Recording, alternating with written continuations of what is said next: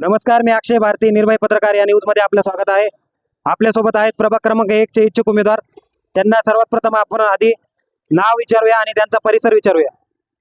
नमस्कार, माझं नाव प्रवीण धोंडप्पा पाटील.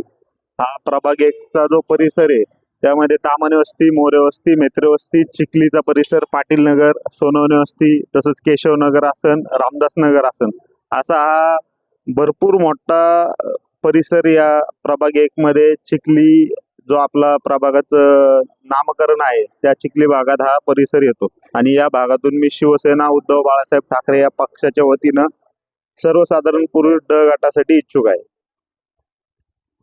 आपल्या प्रभागासाठी काय आपलं विजन असणार आहे? जे या ठिकाणी आजपर्यंत जे 8 डीपी रस्ते आहेत, ते 8 डीपी रस्ते झालेले नाहीयेत. या ठिकाणी असं जे लोकसंख्येच्या हिशोबाने ही 70,000 जरी मतदारसंख्या असली तरी या परिसराची लोकसंख्या 2.5 ते 3 लाखाच्या घरात आहे. त्या हिशोबाने या ठिकाणी 84 आरक्षण आहेत, पण एक सुद्धा विकसित झालेलं नाही. या ठिकाणी पालिकेचं असं सुसज्ज असं 100 ते 200 बेडचं हॉस्पिटल या सर्व लोकसंख्येच्या हिशोबाने पाहिजे होतं, ते हॉस्पिटल नाहीये. या ठिकाणी कमीत कमी विद्यार्थ्यांना आणि खेळाडूंसाठी सुसज्ज असं मैदान पाहिजे होतं, ते मैदान नाहीये.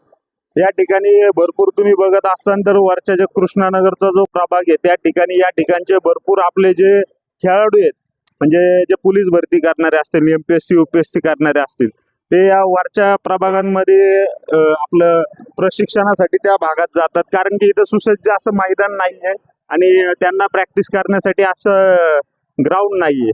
तसंच पुढं बोलायचं झालं तर या भागात वाचनालय नाहीये.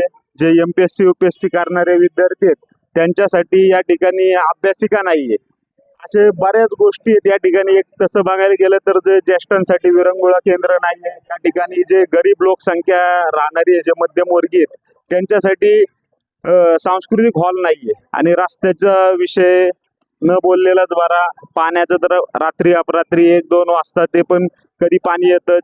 पालिका स्थापन झाल्यापासून हा भाग उपेक्षित राहिलेला आहे. या ठिकाणी कधीच असं बघायला गेलं तर आपण तुम्ही सांगायचं तुम्हाला एवढं हे वाटतं की हा जो परिसर आहे हा सामान्य नागरिकांचा परिसर आहे, पण या ठिकाणी जी गुन्हेगारी आहे त्या गुन्हेगारीमुळे इथला जो सामान्य वर्ग आहे तो आज मोशी, चिखली किंवा तुम्ही बघायला गेलं तर चरोली परिसरात, रावेत परिसरात स्थलांतर झालेलं आहे.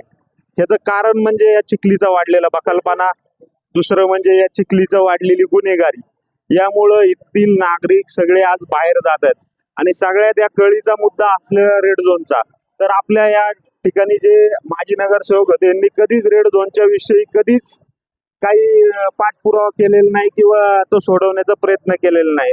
ज्यावेळेस आम्ही सत्तेत येऊ, आम्ही ज्यावेळेस नगरसेवक म्हणून महापालिकेच्या आत प्रवेश करू, त्या दिवशी आपला रेड झोनचा जो हद्दीचा विषय तो आम्ही केंद्रापर्यंत जाऊन सोडून हा या ठिकाणच्या नागरिकांना भयमुक्त असं प्रभाग करण्याचा प्रयत्न करू. धन्यवाद.